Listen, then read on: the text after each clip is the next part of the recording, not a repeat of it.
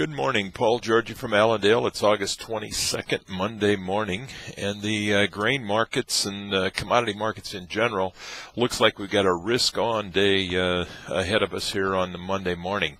The futures in corn, soybeans, wheat, all higher overnight. Corn making new contract highs here in the December contract early this morning.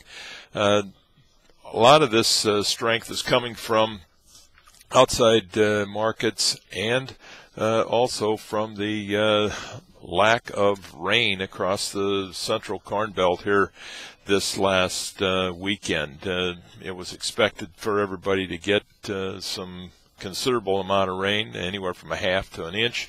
That didn't happen, and we've got mostly across central Illinois, Indiana, even into as far north as Iowa, did not get any rain.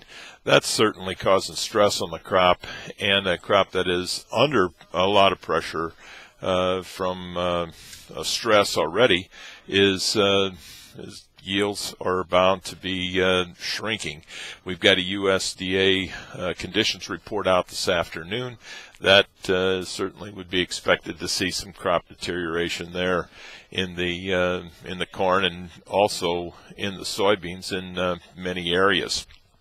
Other news, we've got the macro situation, macroeconomic situation around the world still is an issue, still is a concern to traders, but doesn't seem to be concerned as much this morning as they were last night when these markets opened. We've got gold making new highs. We've got the crude oil showing some strength here, even with Libya sounds like the rebels are winning the battle there and should be taking control of that country here very shortly.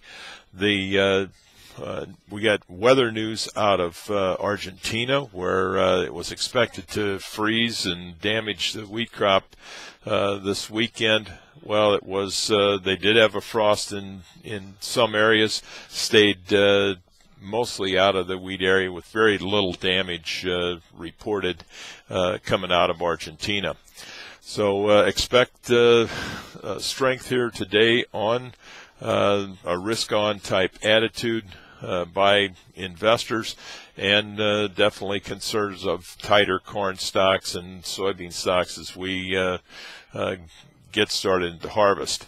The cattle trade, expect some pressure there, possibly on the opening anyway, from a negative cattle on feed report on Friday. We had 108% of cattle of a year ago on feed, 122% placed.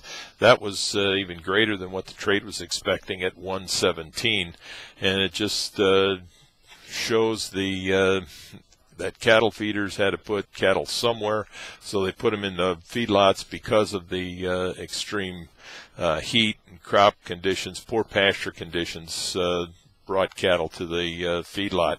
It should encourage and suggest that we're going to have extremely tight supplies of feeder cattle as we get into later on in the year, but initially we have to deal with this situation. And with a risk-on type attitude, a lower market there, wouldn't be surprised if traders come in and look to buy this cattle market on weakness, as the news and the idea is people need to eat, so they're going to need to buy some meat and pork as well. Cutout values up 73 cents in the pork. Choice beef was up 19, select up 55. Expect possibly a lower opening off of the cattle on feed reaction, but then firm up as the outside markets are a risk-on type approach. Want to remind everybody, Allendale is starting their annual yield survey today. We encourage you to go to our website, fill out the yield survey of your own farm.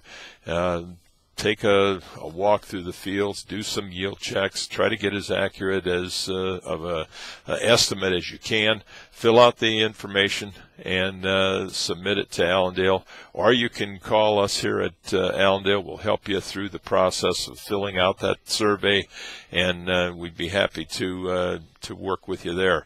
This survey on history has been a very accurate survey as far as what the USDA might say down the road, and actually what the final numbers of this corn crop is, because there's nobody knows your crop better than you do. So, and what kind of yields you might get off of a specific field. So please help us with that. We'll be contacting many people here over the next 2 weeks, and then we'll share that information with you here early in September. So we wish everybody a very successful trading day, and if you got any questions, don't hesitate to give us a call here at Allendale at 800-262-7538, and we'll talk to you tomorrow morning. Thank you.